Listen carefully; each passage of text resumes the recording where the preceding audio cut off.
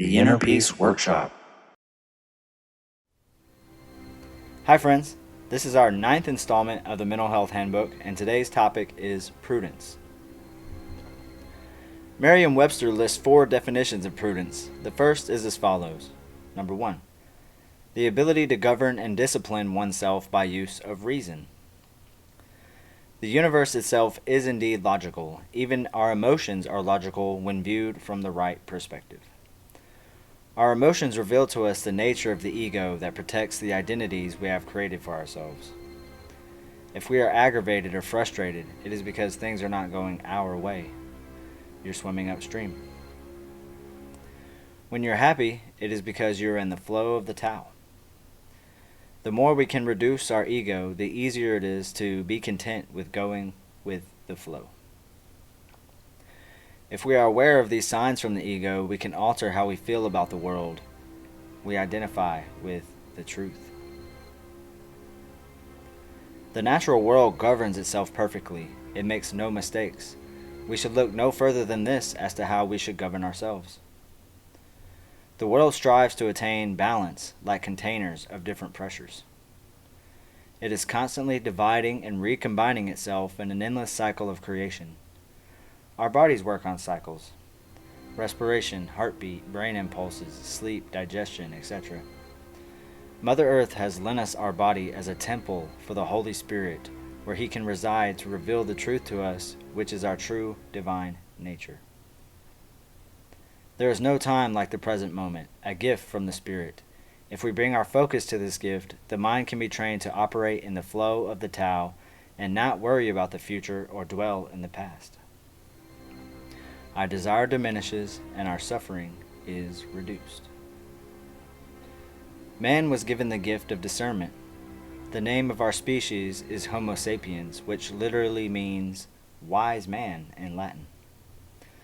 So when someone asks if you're some sort of wise guy, you can say, actually, yes I am.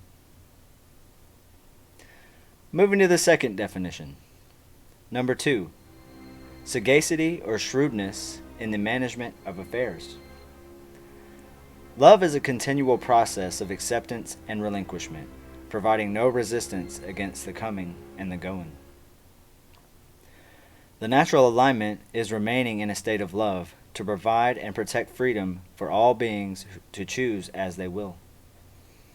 In being like the Tao, we encourage all of creation to achieve its maximum potential. When we can manage our affairs in this way, we achieve effortlessly. This creative cultivation is a continuous process requiring focus. If you want a good garden, you must produce the right conditions for the plants, that is, soil, water, light, etc. If we want to cultivate happiness, we must adopt a stoic nature, that is to say, an indifference to the physical world. As Anais Nin states, we do not see things as they are, we see them as we are. When we see this truth, then there is nothing life can hand us that we cannot handle. Strive for balance like the Tao and remain in the center. You will be a mighty rock in a powerful hurricane, steady and unwavering. The third definition is, number 3, skill and good judgment in the use of resources. The earth recycles itself fully, using every resource and filling every niche. It is bountiful and plentiful.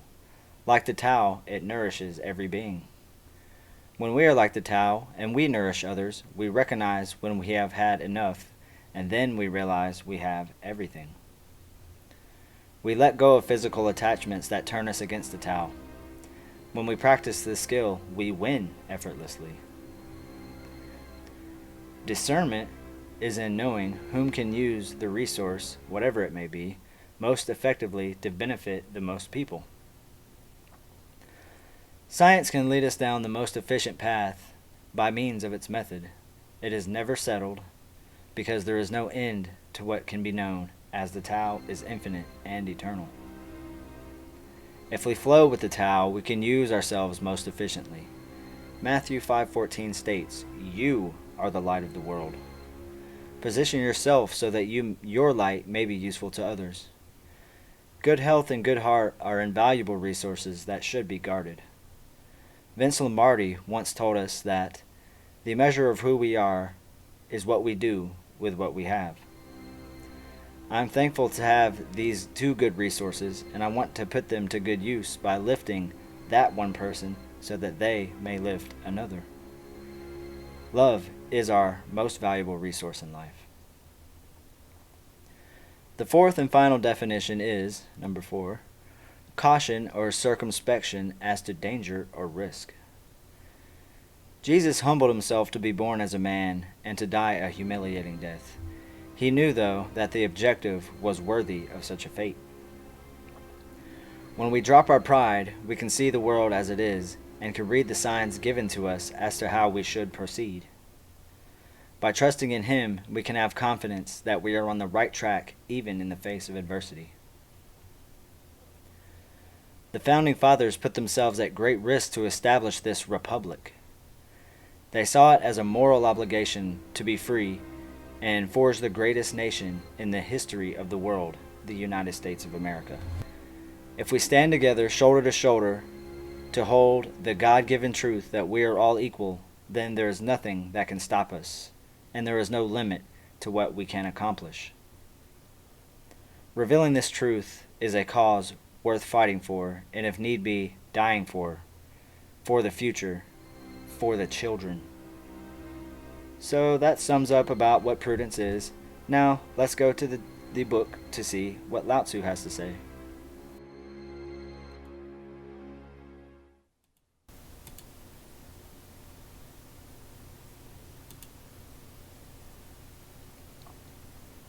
Number 9.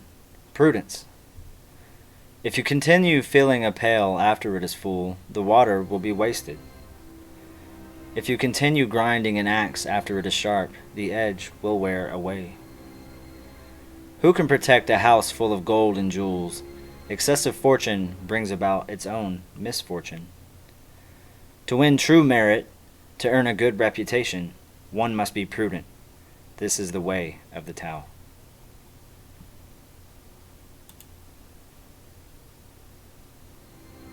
Verse 1. If you continue filling a pail after it's full, the water will be wasted. If you continue grinding an axe after it is sharp, the edge will wear away. It is wise to know your limitations. If we can accept these limits with humility, we are less likely to waste our resources and more likely to be in tune with the Tao.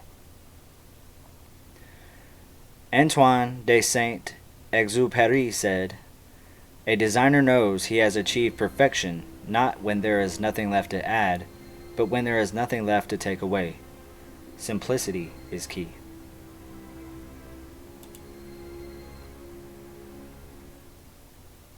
Verse 2.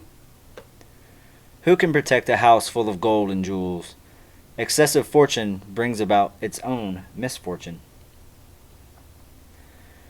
In the Gospel of Thomas, Jesus tells us, "A city built on a high mountain and fortified cannot fall, nor can it be hidden.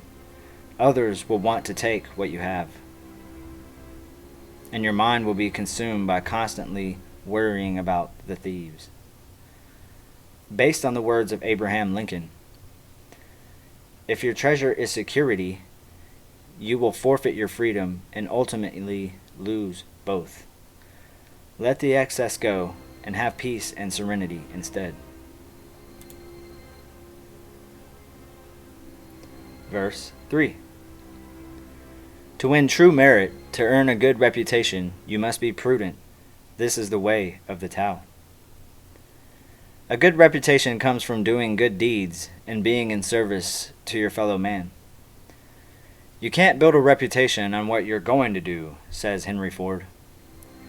Managing ourselves as the universe manages itself, identifying with the truth, and loving each other as Jesus does, this is the way of the Tao.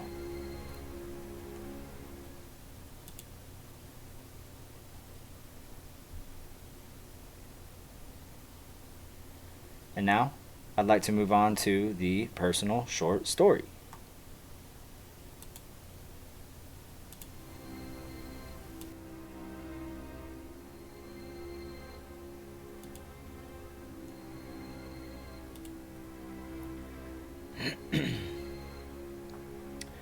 Referring to the first definition of prudence, some of Pisces' biggest challenges are emotional management, victimhood, and depression. Reacting on feelings. Why is this happening to me? And the world is not as I wish it to be, all of which are illogical. Realizing that emotions are a matter of perspective has given me the insight to use them as tools for personal growth instead of letting them make my decisions for me. One of the hardest lessons I've had to learn is that reacting emotionally can, in fact, destroy relationships. Recently, an old friend contacted me, which gave me the inspiration for this video. And to that friend, I want to say that the person you knew is gone. I left him behind. When I reached that lowest point in my life, I found Jesus there waiting for me. Jesus is the fish that swims up. I strive to discipline myself to be like him, to swim up. Next time we will discuss leading without force. Thank you so very much for watching and listening. Have a great week.